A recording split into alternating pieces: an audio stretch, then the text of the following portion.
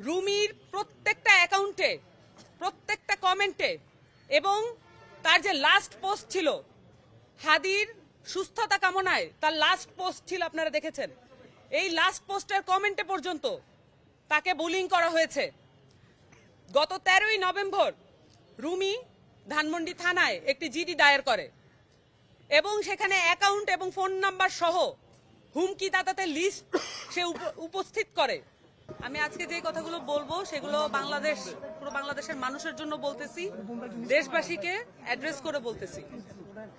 এনসিপির ধানমন্ডি থানার যুগ্ম আহ্বায়ক রুমি, উনি আজকে সকালে তার ঝুলন্ত মরদেহ উদ্ধার করা হয় এবং রুমি আসলে আমাদের ফ্যাসিবাদ বিরোধী আন্দোলনের একজন সম্মুখ সারির যোদ্ধা ছিলেন। উনি নতুন বাংলাদেশ গড়ার লক্ষ্যে এনসিপিতে কাজ করতে এসেছিলেন। রুমির এই যে তার মরদেহ উদ্ধার এবং তাকে যে অবস্থায় আমরা দেখতে পেয়েছি, এটাকে এনসিপির জায়গা থেকে, জুলাইয়ের সম্মুখ সারির যোদ্ধার জায়গা থেকে আমরা স্বাভাবিকভাবে নিতে পারছি না। আমরা কিছুদিন আগে শরীফ ওসমান হাদি, যিনি ঢাকা ৮-এর একজন প্রার্থী ছিলেন, শুধু তাই না, বাংলাদেশের ফ্যাসিবাদ বিরোধী এবং আধিপত্যবাদ বিরোধী লড়াইয়ের একজন অন্যতম নেতা ছিলেন। তিনি আমাদের মধ্যে বীর হিসেবে অবস্থান করছেন এই মুহূর্তে। আমরা তার সুস্থতা কামনা করে আল্লাহর কাছে ফরিয়াদ করছি। কিন্তু এরই মধ্যে আমরা যখন খবর পাই যে আমাদের সহযোদ্ধা রুমি, তার মরদেহ যখন আমরা এভাবে ঝুলন্ত অবস্থায় পাই, যেমনটা ভাবে হাদির মস্তিষ্ক ভেদ করে যাওয়া বুলেট যেমন আমাদেরকে ছিন্ন ভিন্ন করে ফেলেছে, রুমির ঝুলন্ত মরদেহ আমাদেরকে, এই বাংলাদেশের সকল মানুষকে এবং আমরা যারা এনসিপি সহ অন্যান্য যারা জুলাইয়ের সম্মুখ সারির যোদ্ধা ছিলেন, সকলকে এই ঝুলন্ত অবস্থায় আমরা দেখতে পাচ্ছি। আমরা দেখেছি জুলাই ঘোষণাপত্রে জুলাইয়ের যারা সম্মুখ সারির যোদ্ধা, যারা শহীদ পরিবার এবং যারা আহত হয়েছেন, যারা এই পুরো অভ্যুত্থানে সক্রিয় অংশগ্রহণ করেছেন, তাদের নিরাপত্তার কোনো ব্যবস্থা করা হয় নাই। আমরা এও দেখেছি জুলাই সনদ এবং সংস্কার নিয়ে দিনকে দিন আলাপ কমিয়ে দেওয়া হচ্ছে।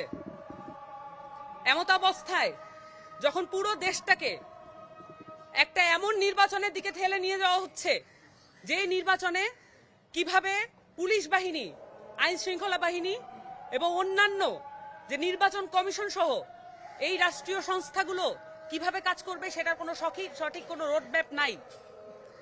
একই সাথে নির্বাচন কমিশন শরীফ ওসমান হাদির মৃত্যুসজ্জায় অবস্থায় কটাক্ষ এবং উপেক্ষা ভরে যে মন্তব্য করেছে প্রধান নির্বাচন কমিশনার, আর কত উপেক্ষা হলে, আর কত মরদেহ হলে নির্বাচন কমিশন নিজেদেরকে সজাগ দৃষ্টি দিবে? আমরা বারংবার বলে এসেছি এনসিপির জায়গা থেকে, পূর্ববর্তীতে আমাদের যে শাপলা কলি না শাপলা, এই বিষয়ে যখন আলোচনাগুলো চলছিল, আমাদের আলাপগুলো কখনোই নির্বাচন কমিশনের আমাদেরকে কি প্রতীক দেওয়া হবে এই বিষয়ক ছিল না। আমরা বারংবার বলে এসেছি এই নির্বাচন কমিশন কোনোভাবেই একটি ফেয়ার নির্বাচন কমিশন নয়। এই নির্বাচন কমিশনে যারা কমিশনার নিয়োগ হয়েছে, তাদের নিয়োগ কিভাবে হয়েছে আমরা পরিষ্কারভাবে জানতে চেয়েছিলাম।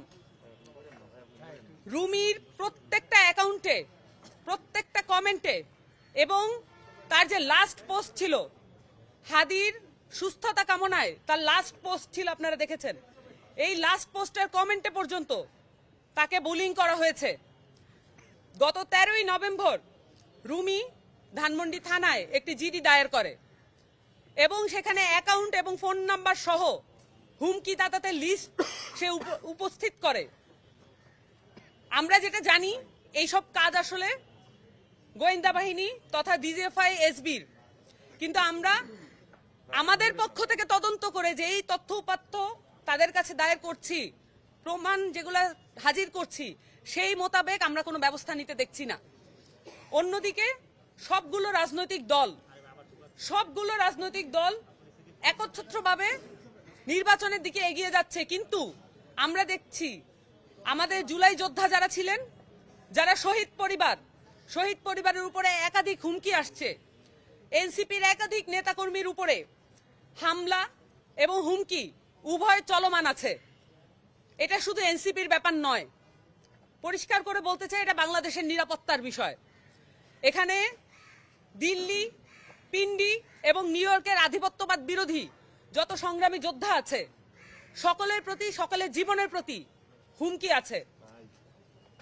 রুমির মরদেহ শুধুমাত্র আমাদেরকে হতাশ করছে না, আমরা বরঞ্চ নিজেদের শক্তিতে আরো বলিয়ান হয়ে উঠছি। রুমি আমাদের হিরো, হাদি যেমন আমাদের হিরো, রুমিও আমাদের হিরো। আমরা মনে করি সামনের যে আধিপত্যবাদ বিরোধী সংগ্রাম, সেখানে হাদি এবং রুমি তারা আমাদেরকে সাহস এবং শক্তিতে বলিয়ান করবে। কিন্তু তার মানে এই নয় যে রাষ্ট্রীয় প্রতিষ্ঠানগুলো, নির্বাচন কমিশনের মতো রাষ্ট্রীয় প্রতিষ্ঠান যেভাবে তারা পক্ষপাতমূলক আচরণ এই মুহূর্তেই করছে, এক এক রাজনৈতিক দল, এক এক রাজনৈতিক পক্ষের প্রতি তাদের আচরণ বিমাতা সুলভ, কোন কোন রাজনৈতিক পক্ষের প্রতি, কোন কোন রাজনৈতিক দলের প্রতি তাদের আচরণ সম্মোহনীমূলক। তো সেই ক্ষেত্রে আমি পরিষ্কার করে বলতে চাই, রাষ্ট্রীয় প্রতিষ্ঠানগুলো এবং আমাদের নির্বাচন ব্যবস্থা সংস্কার এবং সনদের প্রতি আমাদের মনোযোগ দেওয়া উচিত।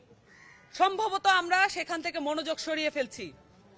আমরা আমাদের জুলাইয়ের যত সম্মুখ সারির যোদ্ধা আছে, আমাদের যত আহত আছে এবং শহীদ পরিবার আছে, এবং সবার যারা মাঠে ময়দানে এখনো লড়াই করে চলছেন, রাজপথে যত লড়াই করে চলছেন, রুমির মৃত্যু আমাদেরকে ভয় দেয় না, আমরা বরঞ্চ সাহসে বলিয়ান হচ্ছি। রুমি এবং হাদি আমাদের হিরো।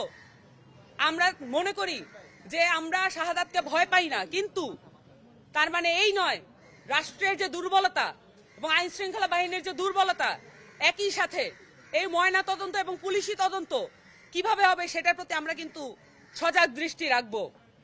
এখানে কোনোভাবেই যাতে তথ্য গোপন করা না হয়, কোনোভাবেই যাতে যেসব সম্ভাবনা আমরা দেখতে পাচ্ছি সেই সম্ভাবনাগুলো যাতে আড়াল করা না হয়, এই প্রচেষ্টাগুলো ধূলিসাৎ করে দিতে হবে। আমরা একত্র আছি, আশা করি আপনারাও একত্র থাকবেন। কোনোভাবেই জুলাই যোদ্ধাদের চোখ থেকে আড়াল করা যাবে না, সম্মুখ সারির যোদ্ধাদের চোখ থেকে আড়াল করা যাবে না, তরুণ জনগোষ্ঠীকে চোখ থেকে আড়াল করা যাবে না। তাদের নিরাপত্তার দায়িত্ব আমাদের সকলের। এটা রাজনৈতিক দল বা ব্যক্তি বিশেষের স্বার্থের ব্যাপার নয়, এটা বাংলাদেশের স্বার্থের ব্যাপার।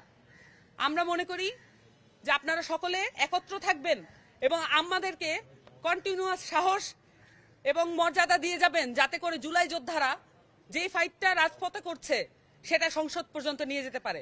সকলকে ধন্যবাদ।